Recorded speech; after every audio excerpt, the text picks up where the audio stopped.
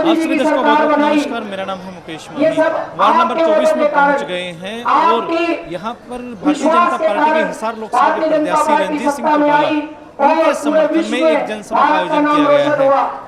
जो भारतीय जनता पार्टी के हांसी से विधायक है विनोद भेड़ा वो कुछ ही मिनटों में यहाँ पहुँच रहे हैं और यहाँ पर एक पूरी जनसभा का आयोजन जो किया गया है उसमें भी बड़ी तादाद में जो लोग हैं वो जुड़े हुए हैं।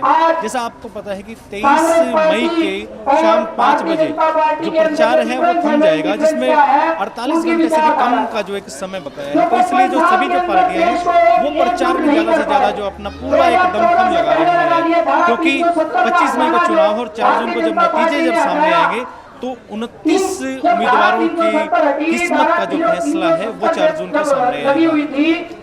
जनसभा में काफी बड़ी तादाद में लोग जुड़े हैं, उनसे भी बात करेंगे, विधायक से भी बात करेंगे कि जो प्रचार है अंतिम क्षणों में कितने चरम सीमा पर पहुंचा है। चलिए ज्यादा वीडियो को लाइक करें और जुड़े रहे आखिर तक। भारतीय जनता पार्टी जिंदाबाद, भारतीय जनता पार्टी जिंदाबाद,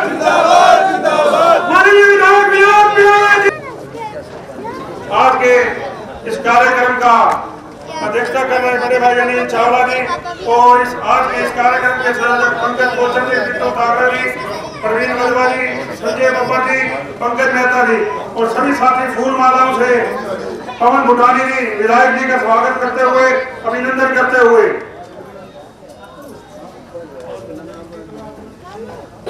सब्जी मंडी एसोसिएशन से धर्मपाल सैनी जी यहाँ पहुंचे हैं, उनका यहाँ उत्तर प्रदेश की गहराइयों से हार्दिक अभिनंदन है, स्वागत है।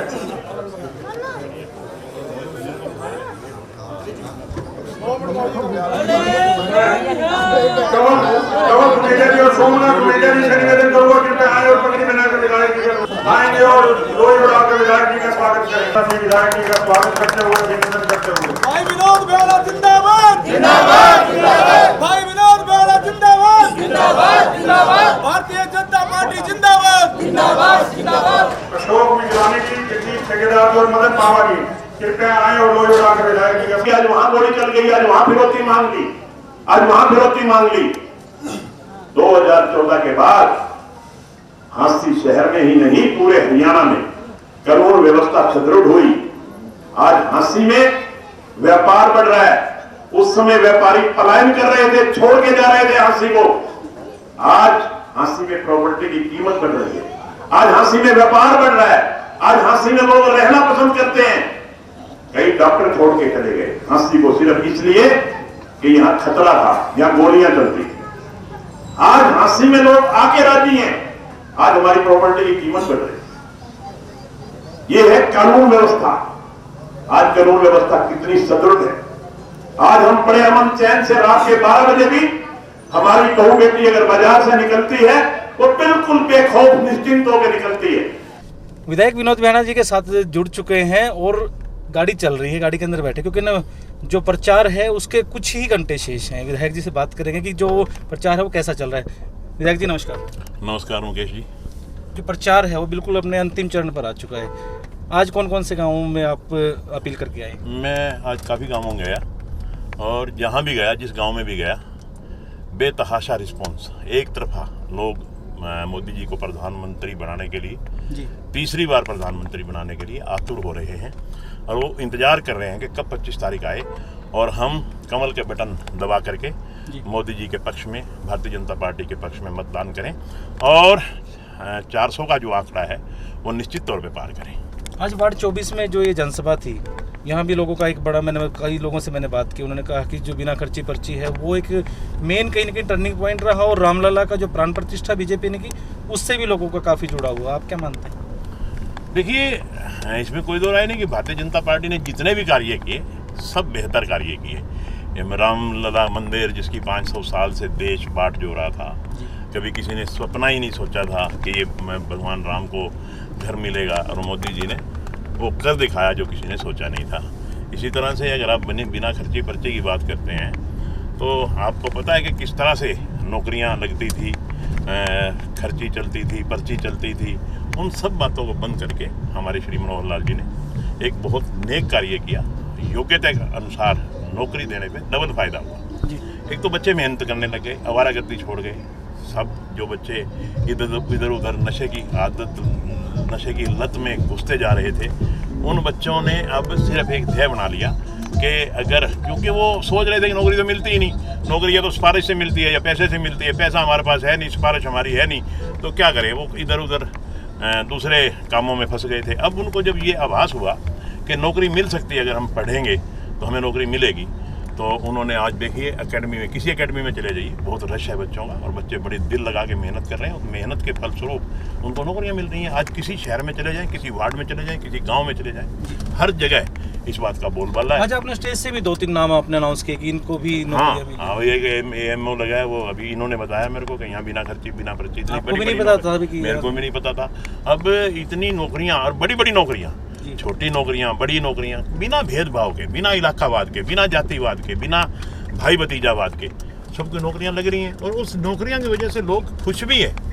वैसे तो भारतीय जनता पार्टी की जितनी भी योजनाएं हैं, सभी योजनाओं से लोग खुश हैं, मगर ये बिना खर्ची बिना पर्ची एक बहुत बड़ी योजना जो हरियाणा सरकार ने दी, भारत सरकार ने दी, उससे लोग बहुत संतुष्ट हैं। आज अपने इतिहास की भी कई बातें जो दोहराई कि पहले ये हुआ करता था, पहले ये होता था, और हाँसी का भी आपने जिक्र किया, वो बातें दोहराना कितना लाजमी है? नहीं मुकेश जी, मैं वो बातें इसलिए दोहरा रहा हूँ कि लोग फिर कहीं मकर जाल में फंस जाएं, फिर लोग उन्हीं लोगों को, जिन लोगों ने इतने यहाँ पे जुल्म किए, इतनी वो आंतक फैलाया, कहीं लोग फिर उनके चंगुल में ना आ जाएं। इसलिए देखो, हम बुलक्कड़ लोग हैं, हम भूल जाते हैं कि पीछे क्या होता था।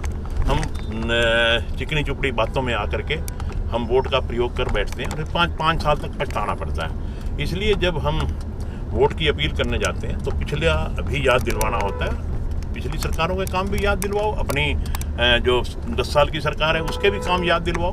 फैसला लोगों ने करना है कि वो सरकार अच्छी थी, कि ये सरकार अच्छी थी, जिसको अच्छे मानेंगे उसको वोट कर देंगे। जी, अपने वोट प्रतिशत बढ़ाने के ऊपर भी आपने जोर दिया, क्या मानते कि एक वोट की कितनी कीमत होगी? देखिए, मैंने अभी बताया कि 1 वोट से बंदा MLA का चुनाव हार जाए जिसने मुख्यमंत्री बनना था, 1 वोट से माननीय प्रधानमंत्री अटल बिहारी वाजपेयी जी की सरकार टूट गई, सदन में विश्वास मत खो बैठे 1 वोट से। एक वोट की कीमत होती है। वोट हमारा बहुत बड़ा अधिकार है, और हमें इसको जरूर प्रयोग करना चाहिए, क्योंकि वोट से हमारी सरकार बनती है। इतने बड़े प्रजातंत्र में अगर हम वोट नहीं डालेंगे तो मैं समझता हूँ कि अपने आप के साथ धोखा करेंगे, अपने पैरों पे कुल्हाड़ी मारेंगे, क्योंकि हमारा कोई नापसंद कैंडिडेट जीत गया तो उसके लिए हमें 5 साल पछताना पड़ेगा। इसलिए कम से कम अपना वोट डाल करके हमें जरूर अपना फैसला लेना चाहिए, तो इसलिए वोट बड़ा जरूरी है। अब जो बिल्कुल कम ही घंटे बचे हुए हैं, तो प्रचार में आप कौन सी एक जो नई चीज़ क्या कर रहे हैं, या सिर्फ ये जनसभाएं कर रहे हैं? नहीं, नया कुछ नहीं है। नया तो यही है कि लोगों के बीच में जा रहे हैं, हम लोगों को अपनी काम बता रहे हैं, और लोग इस बात की प्रशंसा भी कर रहे हैं, लोग सहमत भी हैं। कल का भी कोई कार्यक्रम आप जिक्र कर रहे हैं? सारा दिन कार्यक्रम, कल 4:30 बजे हम बजरंग आश्रम में इकट्ठे होकर के पूरे शहर का एक विजिट करेंगे, सबसे पूरे बाजार में वोट की अपील करेंगे, और उससे लगता है कि हमारा सारा शहर उमड़ के आएगा लोगों से अपील करने के लिए। आज कांग्रेस ने भी निकाला था एक जो शहर में से एक जुलूस। देखिए, कांग्रेस की गतिविधियां मैं नहीं देखता, क्या कर रहा था क्या नहीं कर रहा था। हम अपने आप में लगे रहते हैं, इतना समय कहाँ होता है कि हम दूसरों की बात को देखते रहें। अपना काम हो जाए, यही बहुत अच्छा होता है। तो हम अपना काम कर रहे हैं, वो अपना काम कर रहे हैं, बाकी जनता की जो पसंद होगी जनता फैसला कर देगी। अच्छा, आप हाँसी विधानसभा के लगभग आप हर एक गाँव को आप कवर कर चुके हैं, कोई एक ऐसा कोई आपको हिस्सा लगता है कि कोई ये हिस्सा कमजोर है, यहाँ हमें थोड़ा सा और जोर देना चाहिए? नहीं, ये बात सही है आपकी कि काफ़ी कुछ हमारा बहुत बढ़िया है। कुछ 2-4 गाँव में ऐसे भी हैं जहाँ हम थोड़े ढीले हैं, वहाँ मेहनत कर रहे हैं, निश्चित तौर पे वहाँ भी मजबूत हो जाए। आपकी कहीं न कहीं ढीले भी हैं? हाँ, 2-4 गाँव में हैं, मगर इतने ढीले नहीं है कि हम उसको कवर ना कर पाए। 2-4 दिन मेहनत की जरूरत है। वो उन गाँव से भी जहाँ हम ढीले मतलब ये नहीं कि हम वहाँ से कोई हार रहे हैं, मतलब जो जीत हमारी दूसरे गाँव से हो रही है। 2-4 गाँव ऐसे हैं जहाँ से जीत उतनी अच्छी जीत नहीं हो रही, वहाँ थोड़ी मेहनत की जरूरत है। हम मेहनत कर रहे हैं, निश्चित तौर पे उनको भी काफ़ी मजबूत कर देंगे। जी, आपका उम्मीदवार की जो पोजीशन है वो क्या है इस साल लोकसभा में?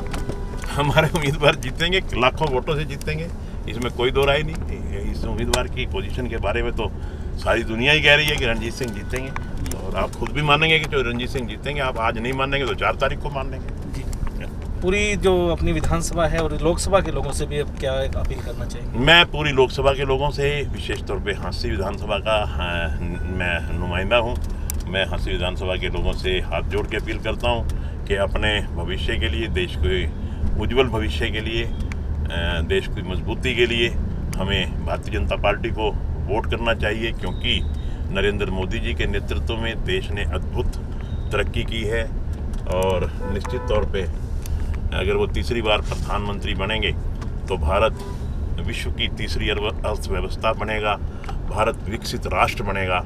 इसलिए ज़रूरी है कि हम सब एकजुट होकर के 25 तारीख को भारतीय जनता पार्टी के पक्ष में मतदान करें। यही मेरा मेरे विधानसभा क्षेत्र के लोगों से निवेदन है और यही मेरे जो मिलने वाले मेरे मित्र दोस्त जो भी जहाँ रहते हैं उनसे भी मेरी यही प्रार्थना है कि भारतीय जनता पार्टी के पक्ष में मतदान करें। जी, आपने अपने कीमती समय से हमें समय दिया, उसके लिए बहुत बहुत धन्यवाद जी आपका। मुकेश जी आपका बहुत बहुत धन्यवाद जी। विधायक विनोद मेहरा हमारे साथ थे और जैसा आपने देखा कि हमने चलती गाड़ी में इनसे हमने बात की, क्योंकि जो समय है वो बहुत एक घंटा है वो बहुत कीमती है। आप क्या मानते हैं विधायक जी ने जो इतनी बातें जो कही, उनके प्रति आप कितना जो एक विश्वास है वो रखते हैं कि ये जो बातें कही गई हैं ये कहीं ना कहीं बहुत सच हैं, या किस प्रकार की ये बातें, आप हमें कमेंट के माध्यम से बता सकते हैं। मेरा नाम मुकेश माही, सिटी फर्स्ट न्यूज़ आप देख रहे थे। यूट्यूब फेसबुक दोनों जगह मौजूद हैं। नमस्कार, जय हिंद, जय भारत। लेकिन 25 मई को ज़्यादा से वोट जरूर करें, वो जो देश का एक जो बड़ा त्यौहार है उसमें अपना हिस्सा जरूर डालें। नमस्कार, जय हिंद, जय भारत।